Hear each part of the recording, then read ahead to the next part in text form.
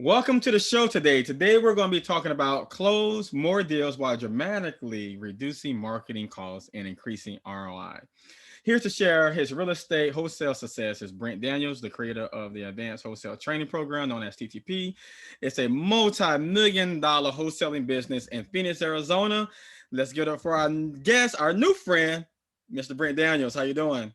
Brandy, I am excited. I'm excited to be on here. I'm excited to speak to your audience. I'm excited to share some time with you. We're going to open this wide up. I want you to ask whatever you want to ask. Let's bring as much real, tangible, real, authentic instruction as we can for anybody that's looking to become a real estate investor. They have kind of that real estate investing pilot light inside of them, that fire inside of their belly that they say, you know what, I think that I can do it. I want to build wealth by finding discounted properties, by being able to, own property and rent it or develop it or whatever it is. I want to fan that fire that they have in their belly and let them know that they can do it. They absolutely can do it. It doesn't matter where you're starting at, what city you're in, what part of the country, wherever it is, you can be successful as a real estate investor if you focus on the very, very fundamental principle, which is TTP, which stands for talk to people.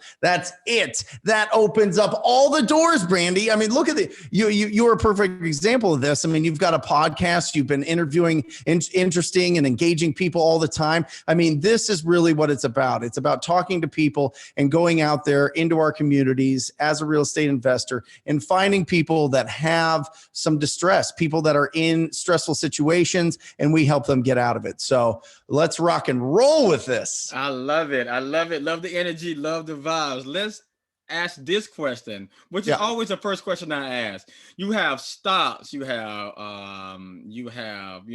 currency trading, you got Bitcoin, you have all this different stuff. Tell us, why should we be investing into real estate? Well, I mean, here's the thing.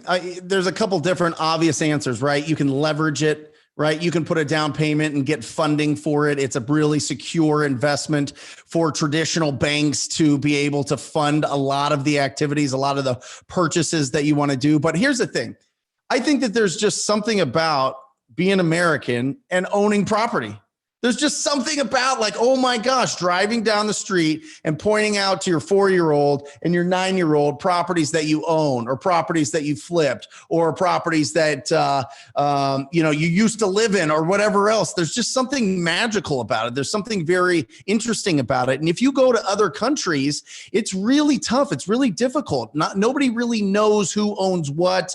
The governments and a lot of different areas are kind of tougher to figure out if you can actually get the ownership and what are your rights to that property. So American land in America, the properties that you can buy here is so exciting, not only to the world, but just to me and other real estate investors like me here, because there's something tangible about it. Now, I get it. If you want to buy stocks, if you want to buy Bitcoins, if you want to invest in other things, that's great. But if there's that little bit of a little bit of passion to own real estate, then I think that you should explore it. And I think that a lot of people, most people, if you look at it, Brandy, people buy a house, it appreciates over time, and that's a huge asset for them. Well, what if you bought 10 houses? What if you bought 100 houses? What if you bought 1,000? What if you had apartment buildings? What if you had commercial property? I mean, those are all open to you. And the beautiful thing is, once you have a good track record, guess what? People throw money at you. People literally throw money at you to go buy properties because you've got a good reputation. You've got a good track record of being able to be responsible and reduce the risk that they're taking. They get some interest and you get the property. So there's a lot of exciting things to do with property. I mean, you could be the bank. You could buy and lend. You could lend money on properties. There's a lot you can do. I mean, it's very exciting. Very, very true. So your niche is in the wholesale business. Yes. Mainly in real estate. So tell us, how do wholesale real estate works? All right. So let's just first define it. All right. All wholesaling is finding discounted properties. Okay. That's it. It's sourcing real estate opportunities. So what real estate wholesalers do, the really proactive ones, we go out there and we go after the ugliest properties that we could find. And we try to talk to the homeowners and we see if they would consider an offer on that property. And we build a relationship with them. We follow up with them. We pre-qualify them. They decide they want to do business with us. We decide we want to do business with them. We put that property under contract, right? You put it under a purchase agreement. And then from there, now the options open up, Brandy. Now you decide, do you want to buy that property and close on it? Do you want to fix that property up? Do you want to keep it as a rental? Do you want to live there, right? Or do you want to wholesale that contract? Now, here's the interesting thing about a purchase agreement for a real estate, for a piece of real estate is you have the right to assign that contract to somebody else. So Brandy, if I find a property that's discounted and I lock it up for $100,000 and you're looking for a project, you're a property flipper, you're somebody that wants to live in a specific area, you're somebody that wants to build a rental portfolio, you come to me and you say, do you have any deals? I say, yeah, I've got this deal, but I've got it under contract for $100,000. If you give me $15,000, I'll just give you this contract and you buy that property for $100,000. And I make $15,000. You get that property for $115,000 total, but you get the opportunity to have that property. It's never on the market. There's not a sign in the front yard. There's nothing. You like the seller's happy because they sold their property. I'm happy because I made an assignment fee or a wholesale fee, and you're happy because now you have a discounted property that you have potential to do whatever you want to based on whatever strategy that you have. That's wholesaling. Oh, wow. That's right in a nutshell. I love it. I love it. So tell us, what are the mistakes that we should avoid while getting into the wholesale real estate business? Well, one of the biggest mistake is that you need to spend a lot of money to find opportunities, right? And that's a huge mistake. A lot of people think that they have to do traditional marketing. They have to build a website. They have to get a logo. They got to get a business card. They have to send out a bunch of letters or postcards. They have to pay for pay-per-click or whatever to try to get leads, when honestly, all you have to do is go down the street, find the ugliest houses, get their phone number through something called skip tracing, which is a service at batchskiptracing.com. You can go there, put in the address, boom, 15 cents, and they give you the accurate phone numbers for that property. You pick up the phone, you call that homeowner, and you ask them if they would consider an offer on their property. And boom, what did that cost you? It cost you 15 cents. You're already paying your cell phone bill. That's where you start, Brandy. The biggest problem I see is people spend money because they want people to call them. They're not comfortable reaching out and interrupting somebody's day, heaven forbid, and seeing if they have a problem that we can solve, or they have a property that they want to sell. So, yeah, that's the biggest mistake people make, is they think that they have to do all these things. I got to get a real estate license. And in some states you do. You have to go to real estate school, and you got to read all these books, and you got to go and read all this website that has all this information and go through it and get educated and everything. The best education is the experience. And the best education, in my opinion, is getting instruction from people that have done this time and time again. And that's what I try to do on YouTube, on podcasts, on Instagram, wherever. I try to give instruction so people feel confident going out and getting, their first deal or their first 100 deals or whatever. So you do talk about I did see a few clips, and one of the clips I did see, there was some mention under that clip, and you talked about how to kind of go about cold calling. Yes. Right? Yeah. Right. So tell us a little bit more about that. What's an effective way to do cold calling to kind of boost up your business?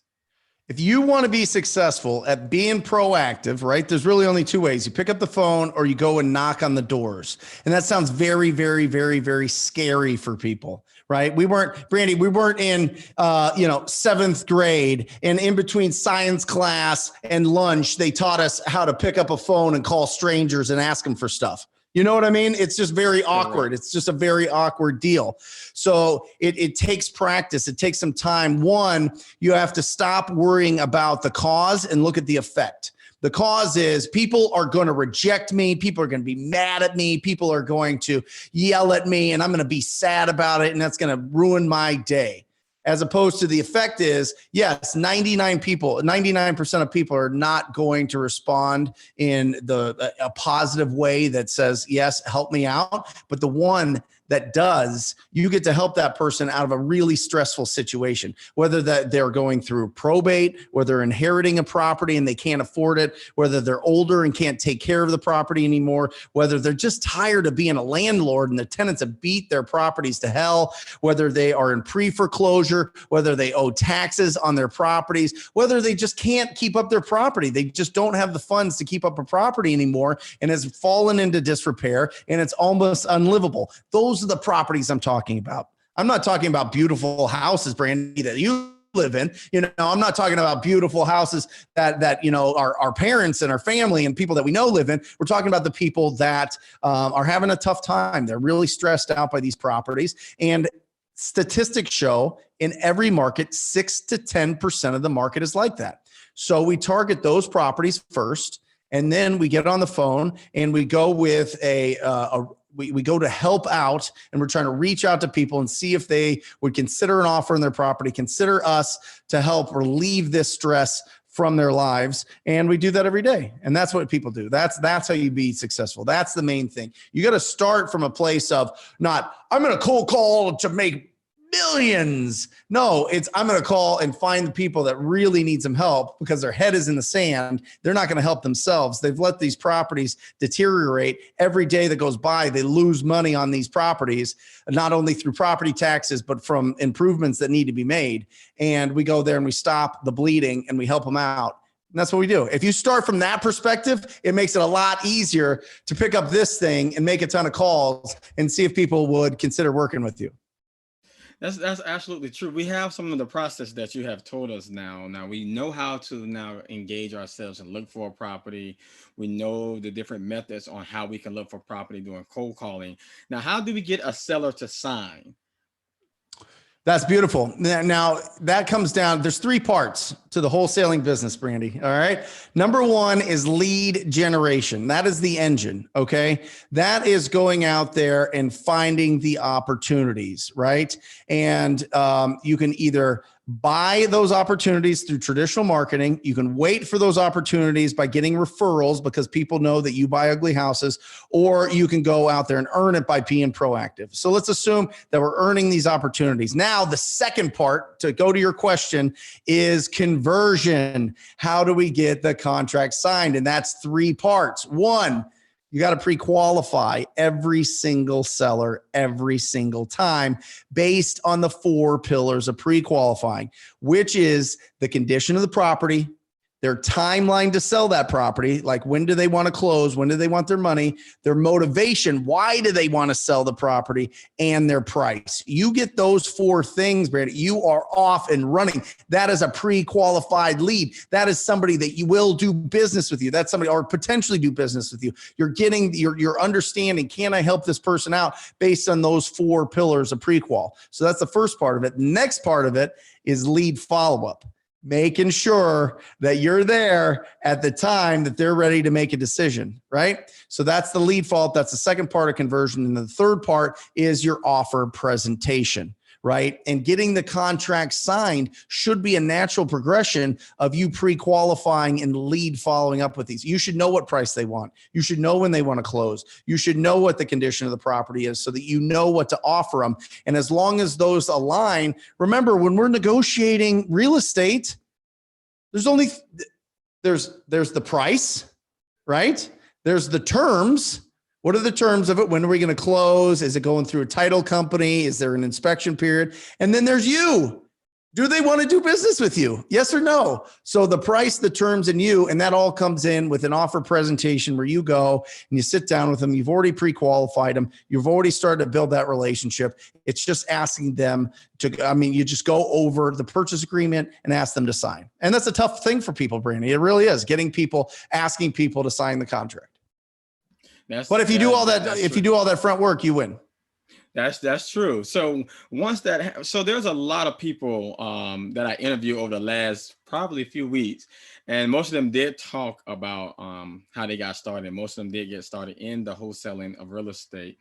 So how do some people succeed in wholesale real estate and come on to be big investors, and how do some people just fail and just stay stuck right there? Yes, that's the question.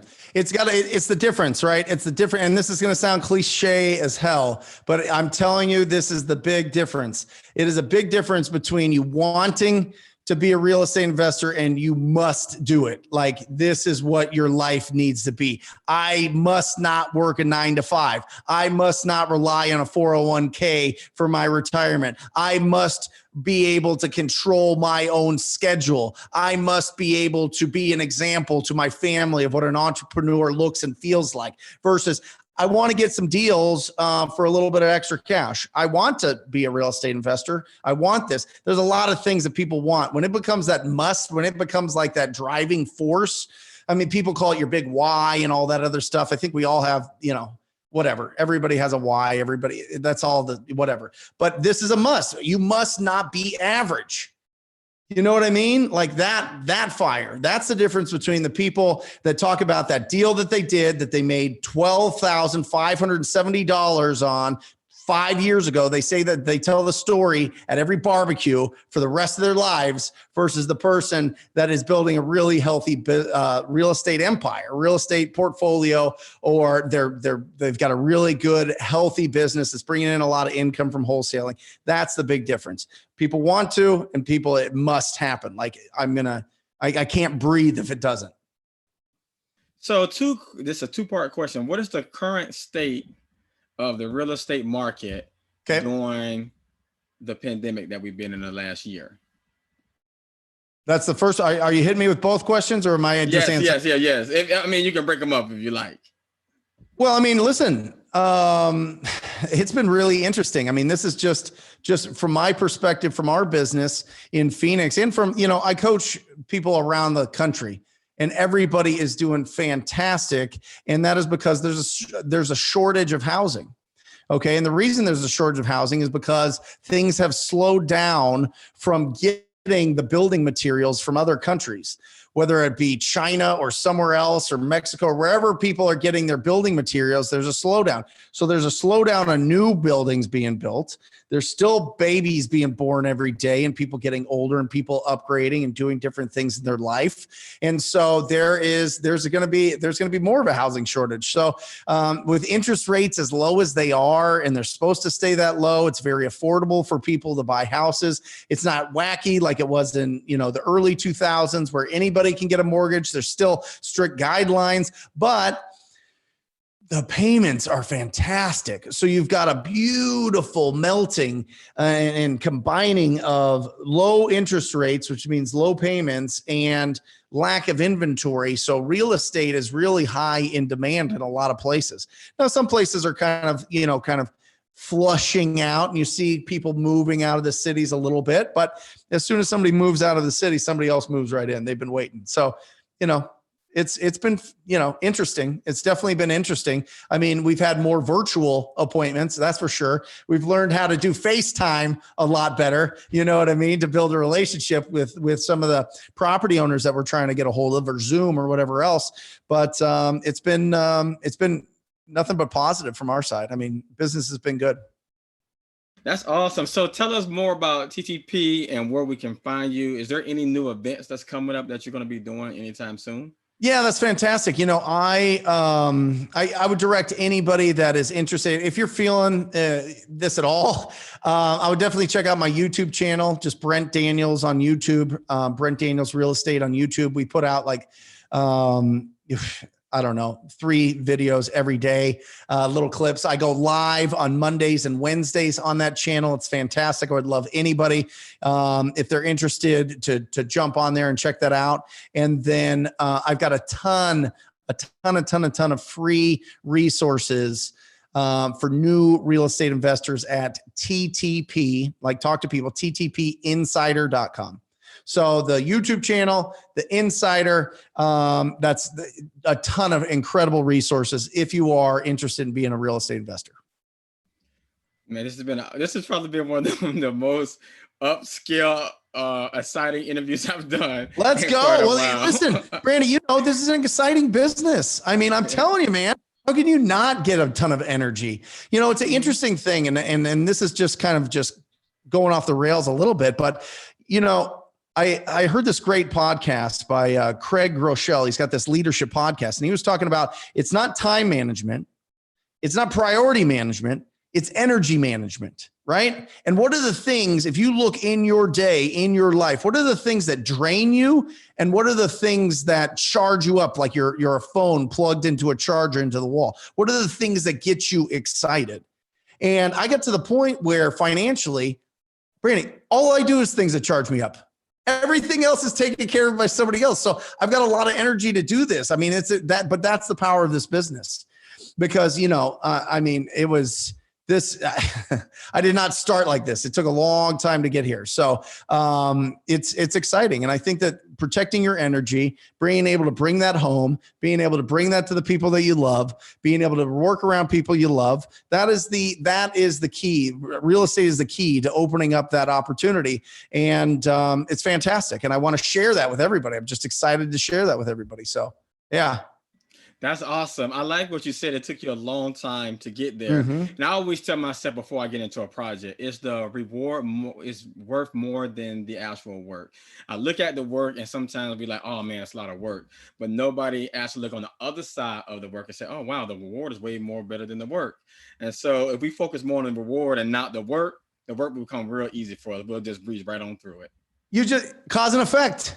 Yeah. Focus on the effect, not on the cause. Like, honestly, the effect is you got to do amazing things. The cause is it takes hard work. It takes a lot of grinding. It takes a lot of uncomfortable situations. It takes a lot of growth and learning and being open and not being closed off. And you know what? I'm fine if people have an ego. Just don't be arrogant. Right? There's a big difference, right? I think ego serves us to some level if it's a belief in ourselves, but arrogance is really the thing that really gets us stuck, because if we're arrogant, then we're not coachable. If we're not coachable, then we're not going to go anywhere. If we're not going to go anywhere, we're going to surround ourselves with people that aren't going anywhere. And now we're in the cycle, right? But if you're open and you are excited to learn things and you're coachable, you're around other people that are like that, and you all grow together. And that's been my experience. And I work with all my best friends. I'm surrounded by them, and it's incredible. My family and my best friends, we all work together. It's fantastic. Man, that's awesome. That's awesome. Thank you for coming on the show today. Love it. Thank you, Brandon. Hold on a second. Let me give everybody one of these. Love it. Oh my God. That's a little victory bell. That's a victory bell. That's for you, Brandy. You crushed it. No, honestly, thank you. Thank you for letting me be on here. It is an honor.